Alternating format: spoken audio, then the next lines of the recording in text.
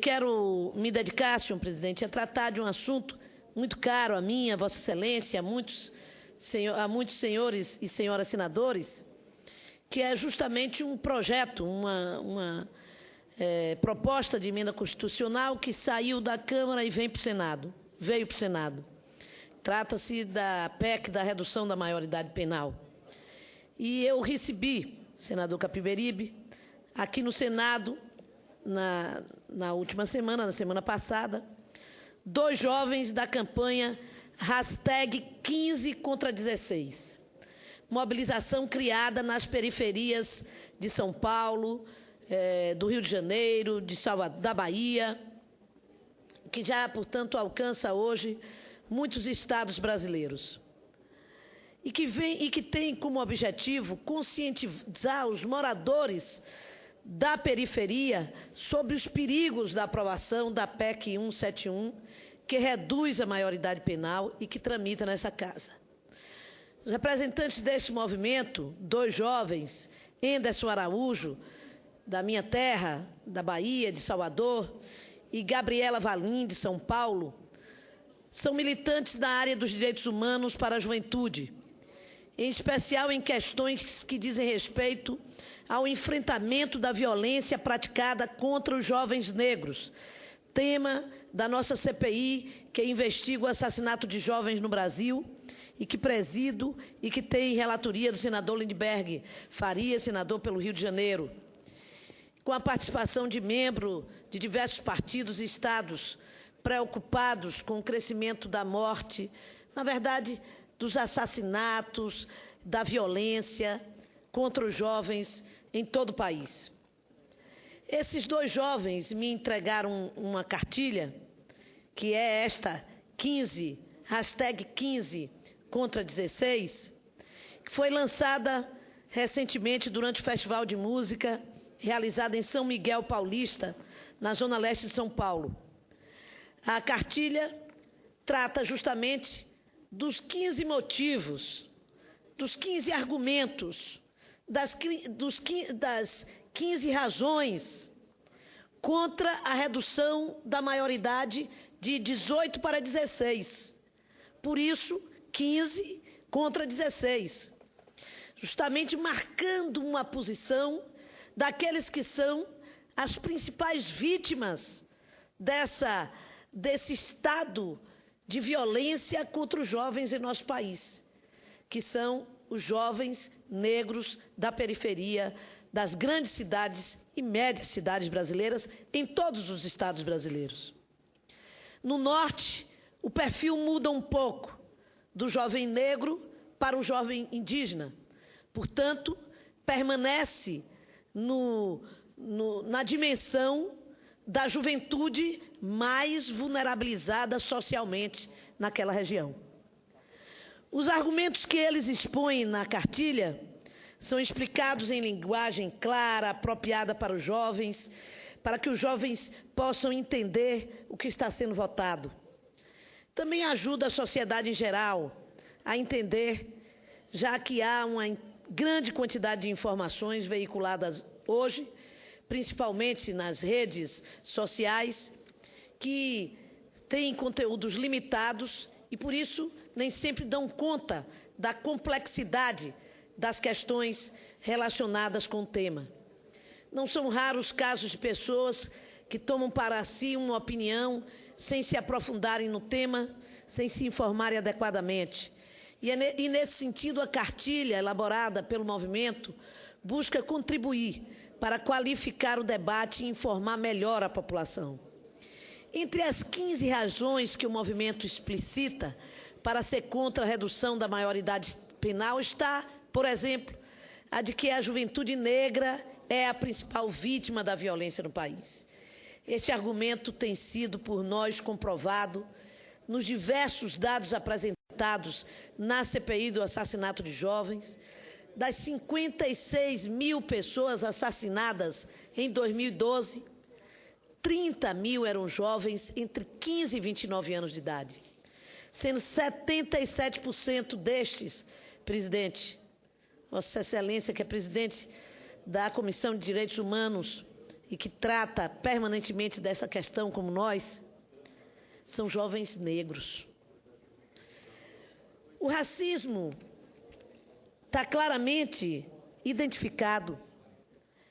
Primeiro, pela razão de que as mortes ocorrem geograficamente na periferia das grandes cidades, que é habitada por uma maioria de negros, por uma maioria de jovens negros. O segundo é que, a partir daí, o perfil definido como suspeito pela polícia é justamente o de jovem negro da periferia. Esse perfil de suspeitos leva a uma abordagem diferenciada da polícia quando se trata, veja bem, de um território geograficamente definido.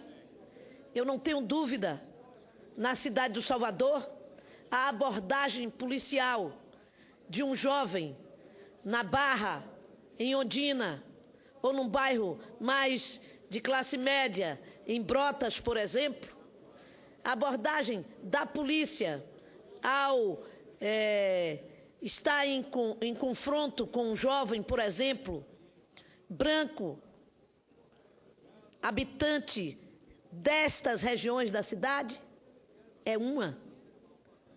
é de talvez caracterizá-lo imediatamente como usuário.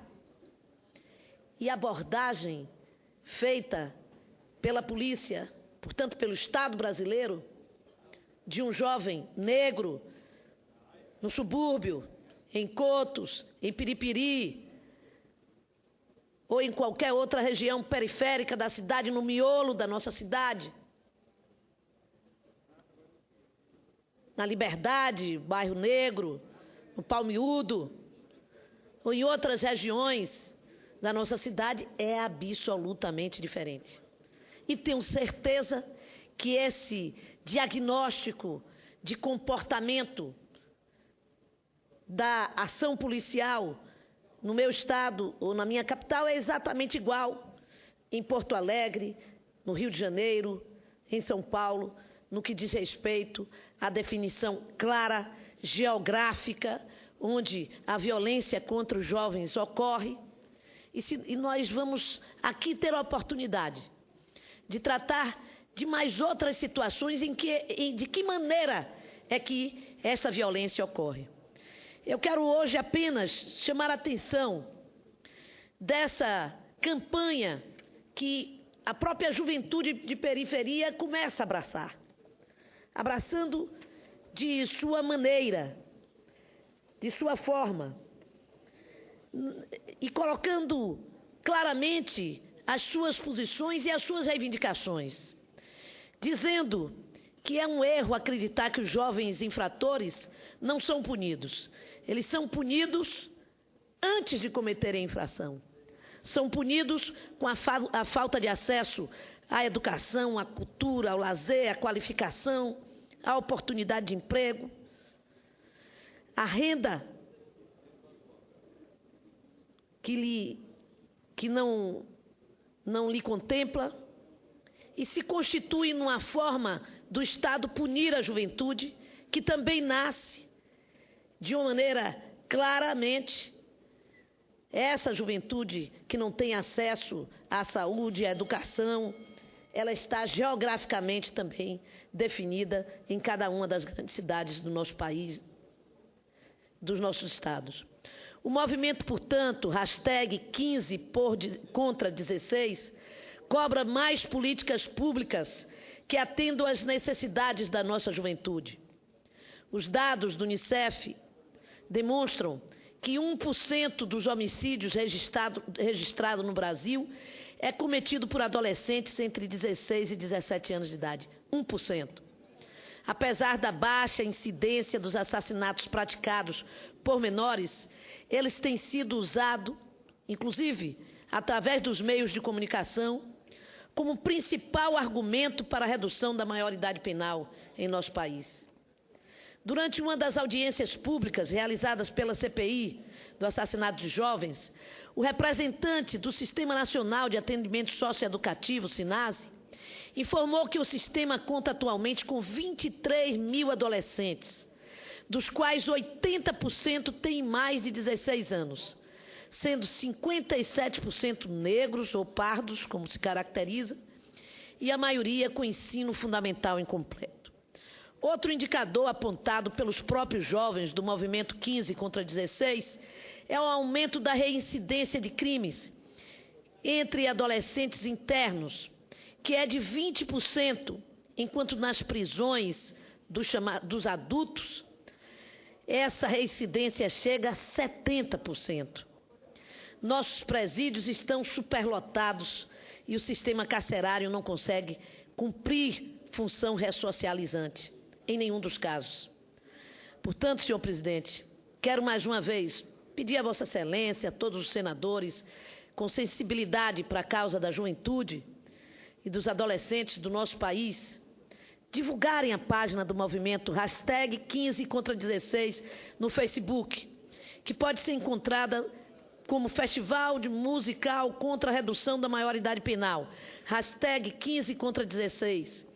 E lembrar também que vamos continuar debatendo os motivos que levam à violência e ao assassinato de nossos jovens na próxima audiência da CPI de assassinatos de jovens, marcada para esta sexta-feira, 11 de setembro, em Recife, e também na próxima semana, dia 25, em São Luís, no Maranhão. Em Recife, nós vamos ter a oportunidade de ouvir das autoridades locais a aplicação de uma experiência singular e importante na área da segurança pública em nosso país, que é o Pacto pela Vida, projeto desenvolvido, iniciado no governo do governador Eduardo Campos, que se realiza em Pernambuco, mas que também na Bahia nós temos uma experiência que começa a apresentar os seus indicadores exitosos.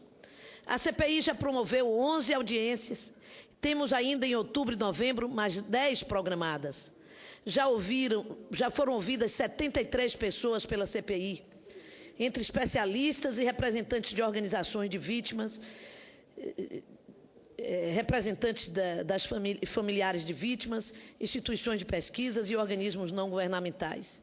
Nossos jovens, já vou terminar, senhor presidente, são o elo mais fraco nessa cadeia da violência.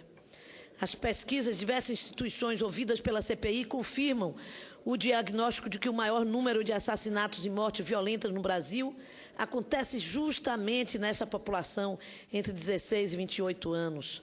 Jovens brasileiros que não terão a oportunidade de, portanto, realizar aquilo que o nosso governo investiu na sua infância, na sua adolescência, para que pudesse ter agora o retorno da inclusão desses jovens no processo produtivo em nosso país.